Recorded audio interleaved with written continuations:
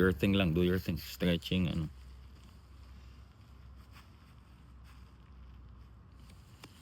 Day 3, no? Day 3. Woo! Buti malamig ngayon, ah. Oo. Kaya ito. Ano ba, sobra 1 hour yung takbo ko.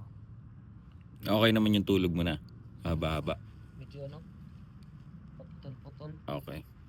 Okay lang, sige. Kaka-adjust ka din yan. So, third day mga idol. Let's see kung ano na. Siyempre, jet lag pa mga idol. Mga 7 to 10 days yan bago ano maka-adjust yung body. Kaya importante din na maaga siyang lumipad dito. So, nandito kami August 27. Kailan tayo dumating? 27, no? 27? So August 27, pero yung laban niya September 20th pa. So he got enough time to adjust. Yep. Jason Vison, early in the morning, 5 a.m. here in Las Vegas. Nag-ano na yung mga apa-apa eh, crumbs na eh.